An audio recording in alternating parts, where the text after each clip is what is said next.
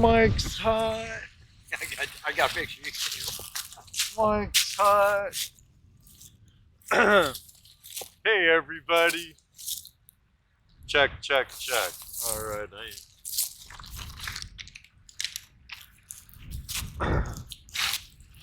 Every day on a regular beat, flashes are playing.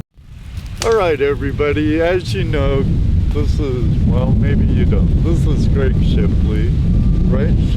Shipley, yes. He's a historian, amateur archaeologist.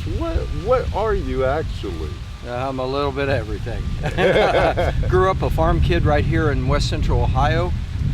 Went to Ohio State. Archie Griffin was a sophomore the year I was a freshman, and farmed on the family farm, and then also was worked in quality engineering for Honda of America for a career. Okay. And I retired in 2009, and I've gotten interested in more extensive amateur archaeological excavation projects ever since.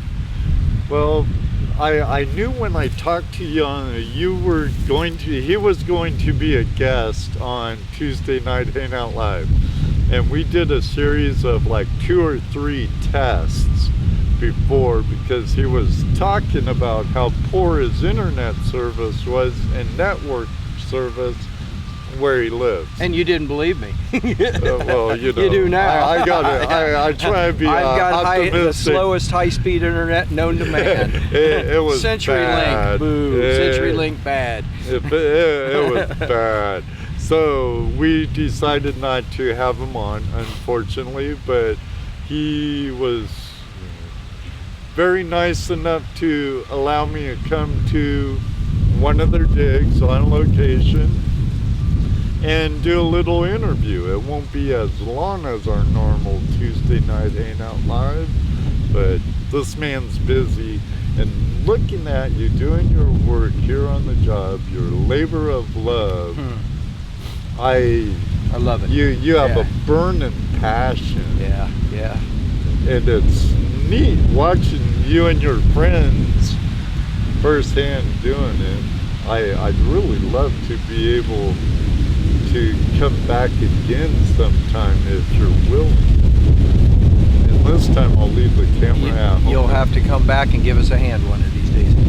I'd really like that. I know with you filming, it's not as easy for you to be involved with the excavating and things of that nature, but you'll have to come back. Yeah, sure enough. I'd like that. Now, you were born here in Western Ohio, in the same area you're living now, right? Yeah, I live about 50 miles to the south and east of we're in Fort Loramie, Ohio right now. I live I grew up in Champaign County. Urbana, Ohio is the biggest town in Champaign County, but I grew up north of there and just south of West Liberty, Ohio, on a family farm in Champaign County.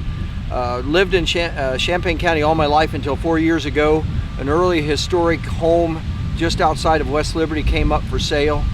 And you bought. And my wife came home from going to see a new granddaughter of the friends that own all the farmland adjoining that property, and said, hey, that house you said you looked at years ago is for sale by owner. And so we ran it up that night, got the phone number, and I live the front part of the house is earlier than 1840, because one of the Piat families that built the Piat castles, that was his home when he was married in 1840. But he came home a lieutenant general in the Civil War, and after he built the small chateau castle that sits back in the woods off of Macatchee Creek, they used horses and rollers to move the front part of my house a half a mile east of where it is now, and his cousin lived in it after he added on to it. So yeah. That's pretty cool. Now, being raised on a farm and stuff, I'm sure you were into kicking clods and finding native artifacts. Yeah. Is that what first got you into what you do now? That's what started it. My dad, my grandfather, the dairy and grain farm I grew up on, my dad was raking first cut hay, and I was walking the little short corn rows that were just starting to come out of the ground, and I'd always look for honeycomb rock fossils and things like that. Found a broken arrowhead. And the first broken arrowhead that I had ever found, I was 6 years old. And I was yet to be a first grader. It was before it was before I was a first grader when I found that point. And I'd always been interested in the Romans and the Greeks. My mom was a history teacher, so I was always interested, I guess, in history somewhat because of my mom's teaching background, but the ancient people of Europe were always what was a fascination to me. And Broken Arrowhead, I realized there were prehistoric artifacts on our family farmland, and so instantly those ancient people became my Greeks and my Romans and my Vikings. That's to sweet. go out and find their Brought it things. a little more to Yeah. home. Yeah, so My dad was a history teacher also. oh, cool. And he's the driving factor of my love for history and also travel. Yeah. He would take us on extensive trips during the summer, take us all over to historical landmarks and monuments and stuff. But that's cool about your mom. That's a lot like my family. We have family all the way down into South Carolina and all the way out to the Chesapeake Bay in Virginia, Beckley, West Virginia, all over the east to the southeast. And I was born in '54. I'll be 68 in December. But back in those early 1960s and all through the 60s, we would travel to all the family reunions on my mom's side. So, but my mom would always make sure that on vacations and things, we would always visit historical sites. Colonial Williamsburg, and we'd go up through New England and see all the State House in Boston and all at Bunker Hill, and the things that were fascinating to me, and they've never become unfascinating, basically. You know? About the same here too. That's cool. We have that in common. Your mom, my dad, a love for travel and history. So your arrowhead at 6 years old got you into it. And You could mix that broken point into 1,000,000 arrowheads, and I would still, it might take me a while, digging You'll through them all, find it. I could still find that. I will for my lifetime know that's, to me, the most important artifact I ever found, because that is what triggered the interest that still keeps me burning with interest to this day. I'm wondering now, a lot of prospectors, they could pick out different nuggets they found and tell you where they find it. Now, are you able to do that with certain buttons or other stuff, artifacts that you found besides that? Prehistoric point? artifacts, especially, I can always remember. Sometimes you almost remember what kind of a day it was when you Right. see that a beautiful grooved axe or a banner when you're excavating banner stones out of a prehistoric site. You remember that day. You remember the moment of an exciting discovery. I think that's a big part of it. As far as like here at Loramie, we've just been discussing there in July.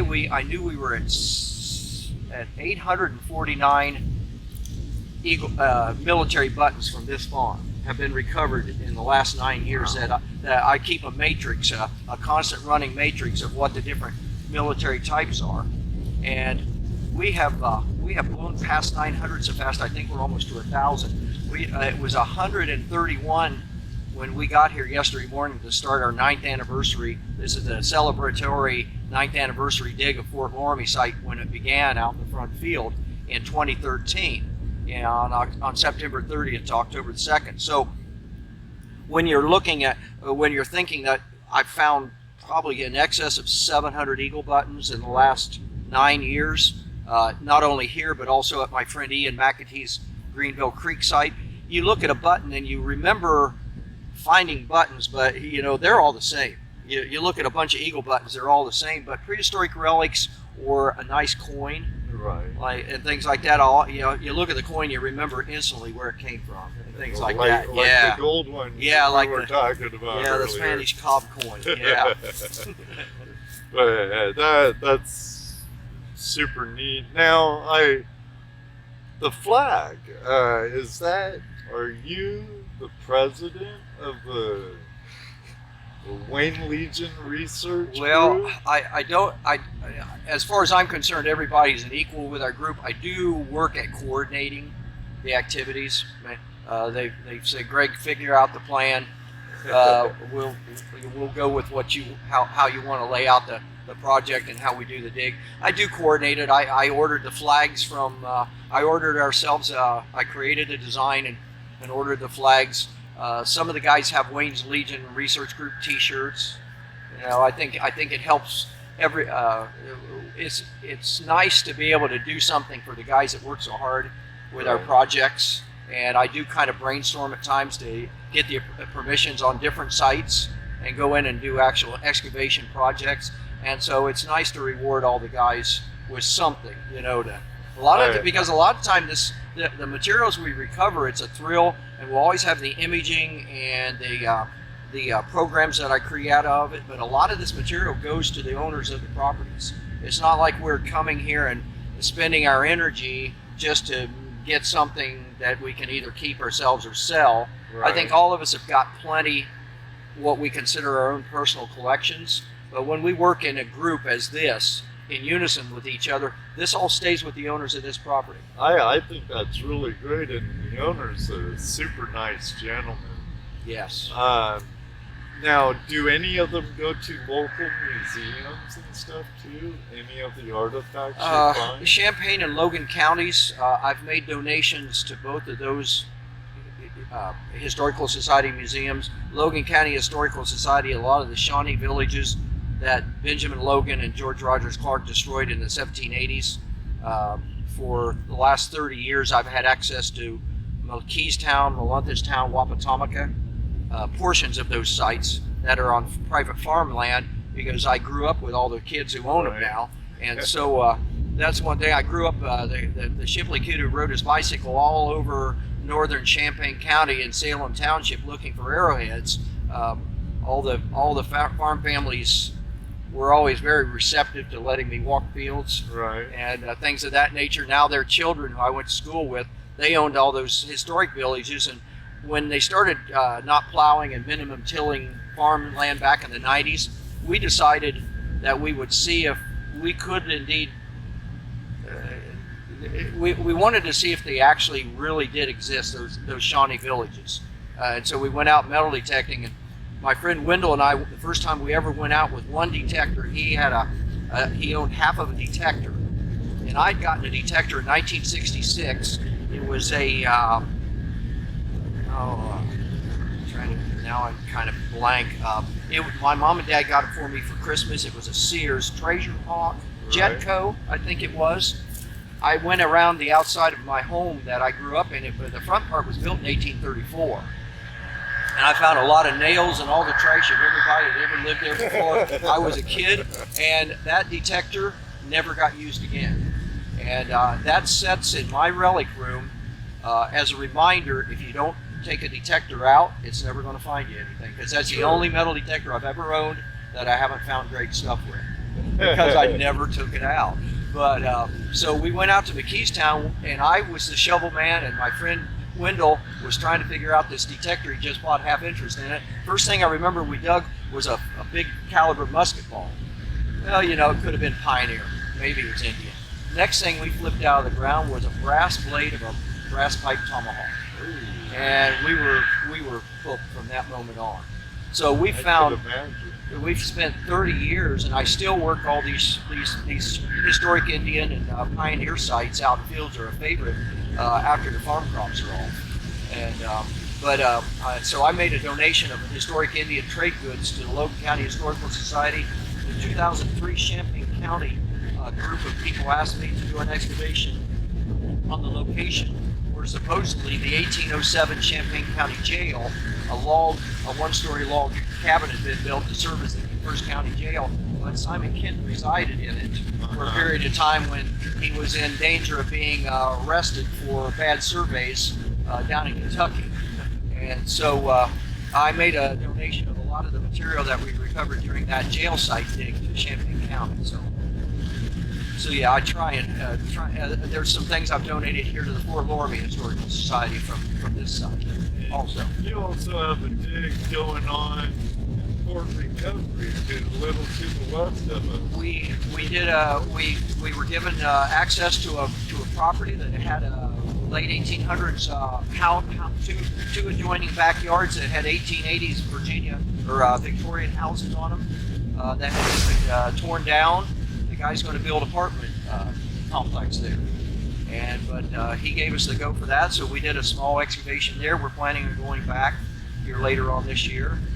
We've got Fort Amanda, which was a War of 1812 site up on the Auglaize River. The property owner who owns right where Fort Amanda is, the majority of Fort Amanda is in a park, but a large portion of Fort Amanda comes right out into this gentleman's farm field. He wants us to do a dig there, like here at Fort Loramie, and find out what all's there on his property. So we're going to be doing a dig there. We may do that still. Is it the field right below the monument? The field that between the highway and that wraps around in kind of a C shape around the monument. Yeah, we've already been out there, ran a couple of tests before. The guy who rents all his farmland planted it in the spring, and I think I know where they're probably plowing out a trash pit trench. We've got access to a Mr. Johnson, had a bunch of surveys done before he did a book on Fort Amanda. They did some geophysical surveys up there, and some of the surveys show anomalies that to me is a large trash trench. And there were little bits of animal bone and tiny pieces of beginning of 1800 period broken bits of pearl pushed right out on top of the ground. So, with your research, because research, like prospecting or anything else, is the majority of the work. A lot of times, do you utilize LiDAR in your research?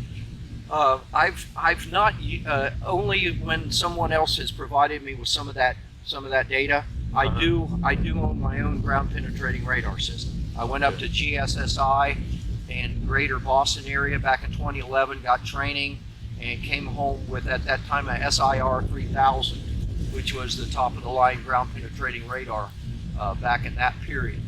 They've improved some of the GPR technology. Now, one of the things I've discovered here in Ohio, dense clay ground is not a friend of GPR because it dulls the radar impulses trying to go down into hard packed clay and back out, especially when it's wet. It's very difficult to get 3D imaging that's an absolute as far as if something's there or not.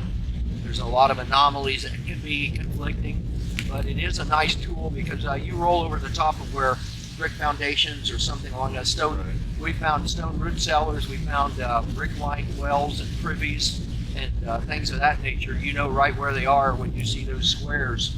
When you put all the data that you've gone back and forth like you're mowing a yard with a push mower, and you download that into the Radan program, and it pops up and you got a rectangle right there on the screen. That's why I was wondering if you started using the LiDAR technology now, because a lot of people do. A lot of states have them available now, and it cuts through all the vegetation, and you'll be able to see anomalies.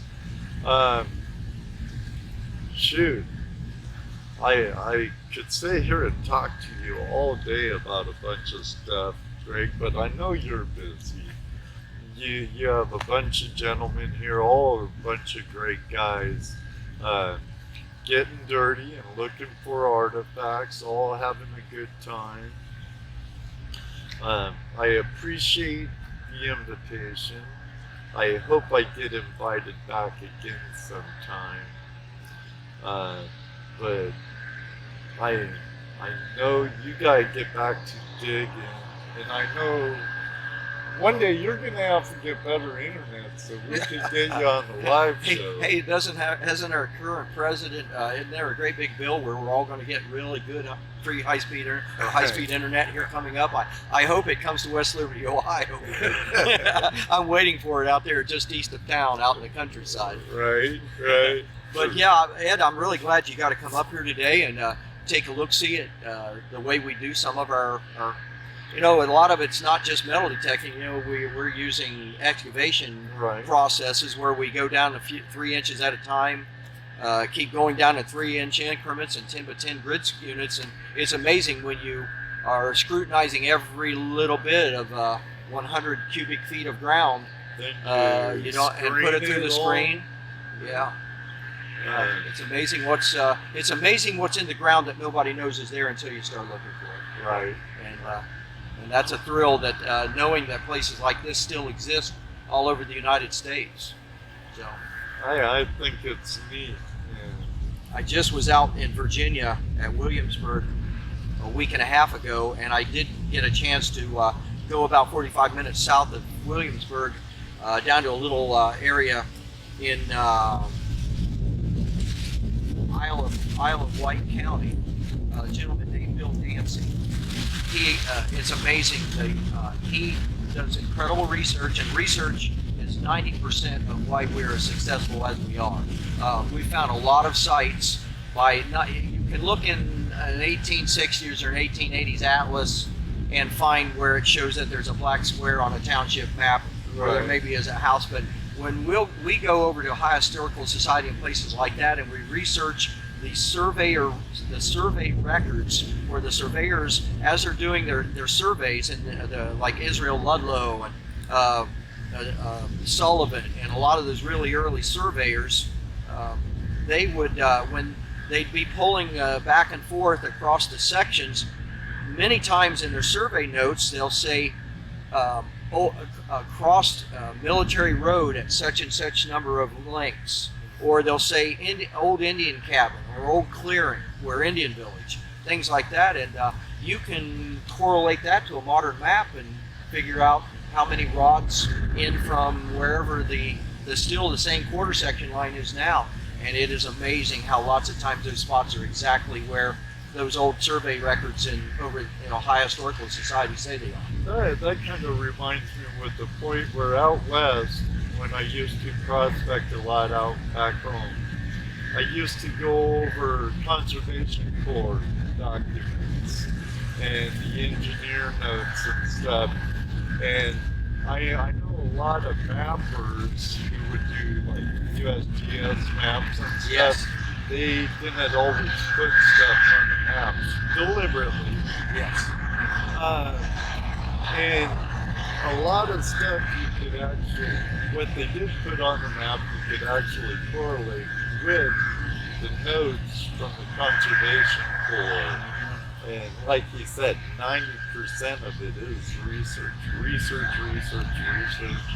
Knowing your tools, getting out there, put all that research into use.